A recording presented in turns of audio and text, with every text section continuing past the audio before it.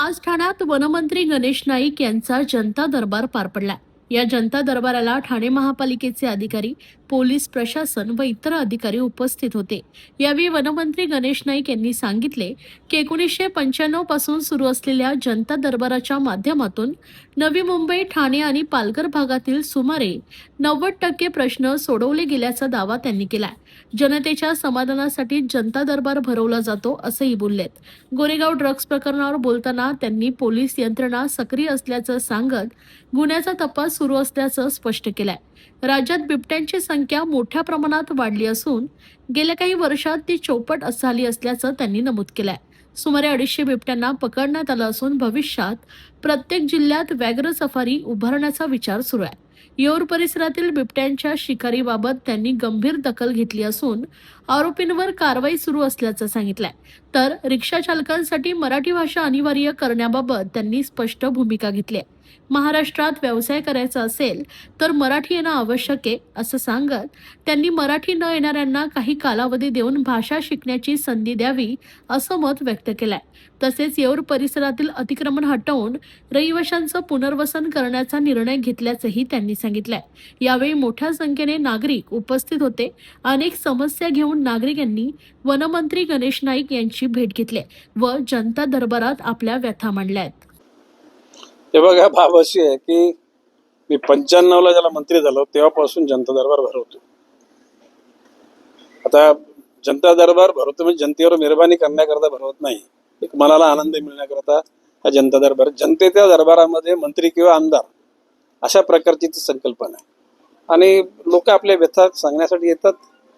ज्या लोकांचे प्रयत्न करून करून सुद्धा प्रयत्न अपुरे पडतात ते लोक जनता दरबारात। एरवी इजी सुटणारा प्रश्न घेऊन कोण जनता दरबारात येत नाही। त्यातलं जर ॲव्हरेज काढले तर 90% प्रश्न सुटलेले आहेत। 10% काही डिस्प्युटेड आहेत, काही कोर्टाच्या कक्षेत आहेत किंवा काही क्रिटिकलच आहेत। आता कोणाला फॉरेस्टची जागा पाहिजे, फॉरेस्टची जागा नाही मिळत, म्हणजे एकच डिपार्टमेंट आहे का त्या जागा कोणी घेऊ शकत नाही, घेतल्या असतील तर त्या परत द्याव्या लागतात। एरवी सगळ्या गोष्टी सुटतात आणि अधिकारी वर्ग सुद्धा सतर्क आहे। म्हणजे माझ्या दृष्टिकोनातून अधिकारी वर्गाला जर चांगल्या प्रकारे अप्रोच तुम्ही जर झालात तर अधिकारी वर्ग सुद्धा मदत करतो, परंतु पुटअप तर प्रॉपर नसेल तर त्या ठिकाणी अधिकारी वर्ग तरी काय करणार। एक साधारणपणे 7-8 वर्षापूर्वी जी बिबट्याची संख्या त्याच्या चौपट वाढलेली, प्रामुख्याने आपल्या पश्चिम महाराष्ट्राच्या जो पुणे जिल्हा याच्यामध्ये जुन्नर, आंबेगाव, शिरूर आणि अहिल्यानगर मध्ये सुद्धा मोठ्या प्रमाणात बिबट्यांचं प्रमाण वाढलेलं आहे। आता नाशिकमध्ये सुद्धा बिबटे आलेले आहे आणि त्याकरता यंत्रणा सक्रिय आहे। साधारणपणे 250 बिबट्या पकडलेले आहेत, त्यांची पिंजऱ्यांमध्ये त्यांची व्यवस्था केलेली आणि लवकरच प्रत्येक जिल्ह्यामध्ये बिबट सफारी करायचा विचार आहे। प्रत्येक म्हणजे कोकणातला पालघर, ठाणे, रायगड, रत्नागिरी, सिंधुदुर्ग, पलीकडे नंदुरबार, धुळे, जळगाव, नाशिक, पुणे, सांगली, सातारा, कोल्हापूर पर्यंत मराठवाड्यातले आणि खानदेशातले सुद्धा आणि विदर्भामध्ये व्याघ्र सफारी करण्याचं ठरवले प्रत्येक जिल्ह्याला आणि तशी यंत्रणा चालू झालेली आहे।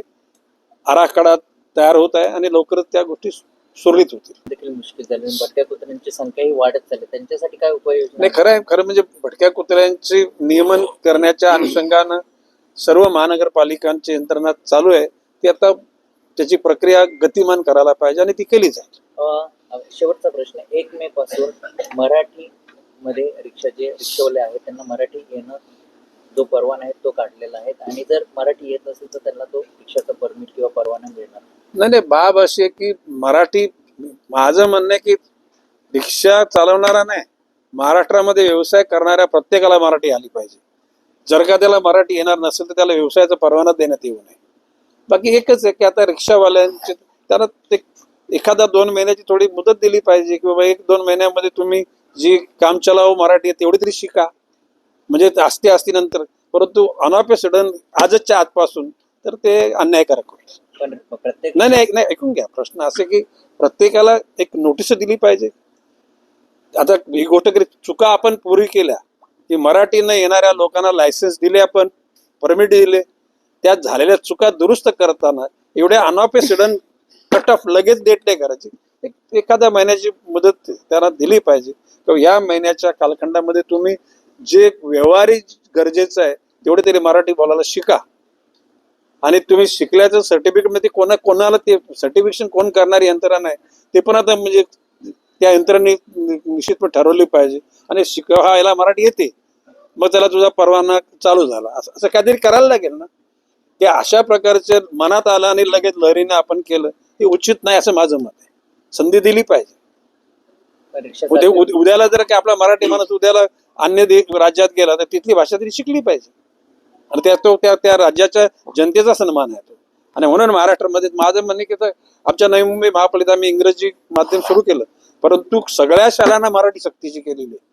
खाजगी शाळांना सुद्धा ज्या शाळांमध्ये मराठी विषय नसेल त्या शाळांचे आमच्या शहरामध्ये असलेलं जे अस्तित्व आहे ते अडचणीत निश्चितपणे येईल. आज के जमाने में क्या नहीं है ठाने में, देखा नहीं होगा शहर ऐसा जमाने में, शब्द कम पड़ जाएंगे खूबियां गिनाने में. चलो